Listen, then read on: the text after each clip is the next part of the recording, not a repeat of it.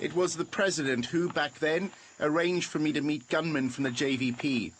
He shared with them the fears that fuel Sinhalese chauvinism. Indians are going to occupy this land. They are going to take over this land. And already they have 100,000 soldiers in this country. And our fear is that they might come to down south and they might occupy this area. What will happen to us? And we will be another part of India. Mahinda said these were patriotic boys who defended the Sinhalese people when the government was selling out to India. They certainly weren't terrorists. That time they never called them terrorists. They always used the word of insurgents. So the language has changed? Language has changed. This is what the difference is.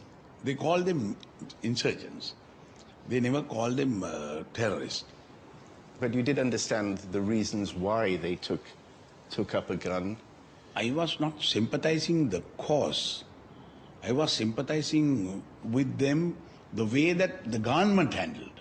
I believe in it, even today, that I can't be a terrorist. The government cannot be a terrorist. We can't act like terrorists. But the allegation of state terrorism is now being made by Tamils and Sinhalese who oppose the war against his government. The disappearances of the late 1980s introduced a culture of impunity into Sri Lankan politics. Murder and abduction almost became an acceptable tool of the state's counterinsurgency policy. Once again, mothers and wives are coming forward with stories of missing loved ones. The music teacher who lives across the street saw it. He said my husband was bundled away in a red van. 4 months after her wedding, this woman's husband disappeared. She fears for her life, and we've concealed her identity.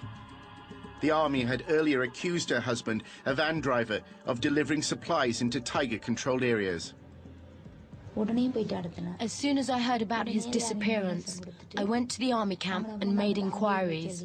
Only then did they say they would start a search. She has heard nothing since from the authorities. Anyone accused of links to the fight for a Tamil homeland is a potential target, even aid workers.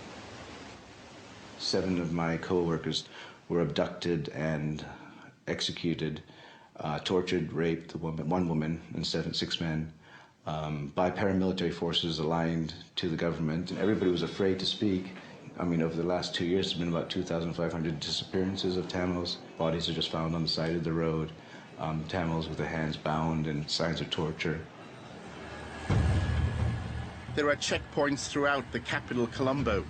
They're intended to detect Tamil tigers infiltrating from the north. But the controls have instilled fear amongst the 300,000 Tamils living in the city. Critics of the government have been silenced. To oppose the war is seen as an act of treachery. Journalists can't speak, they can't write, the parliamentarians can't open their mouth, anybody can arrest at any time, the business people can't live, they can be abducted, millions can be taken. By whom? By the armed forces, by the paramilitary groups working with the armed forces. Does it disappoint you that some of the human rights groups now are making the same allegations against your government? That yes, I'm very disappointed with them, you know. Most of these people are paid agents. Well, the human rights groups? You know. Some of the human rights groups here. And some, of course, is misled by the propaganda of the LTT.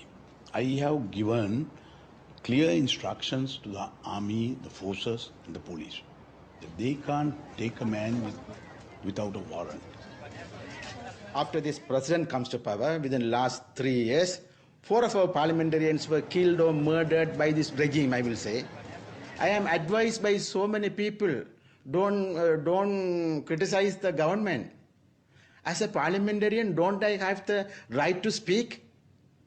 But I am having the fear within myself. A military victory over the Tamil Tigers will not end the grievances and hatreds that made thousands of Tamils pick up a gun 3 decades ago. Suresh fought for a Tamil homeland in the 1980s. He then gave up the gun and tried to defend the rights of Sri Lanka's Tamils within the democratic system. I surrendered the weapons. We joined the so-called democratic mainstream. Now I am totally fed up. I am totally frustrated. Why the hell I have to be in this parliament, risking my life? If I am alone and suppressed by so many forces, what can I do? You want me to get killed? You want me to die? You want me to perish all my community? What can I do? Tell me the alternative. But to pick up a gun. The Sri Lankan government wants to extinguish the idea of an independent Tamil homeland. History has shown, though, that ideas are not usually defeated on a battlefield. The Sri Lankan government has used the language of the global war on terror to try to sanction its brutality. And in doing so, it has proudly claimed to be an ally of the West in fighting a shared enemy, terrorism.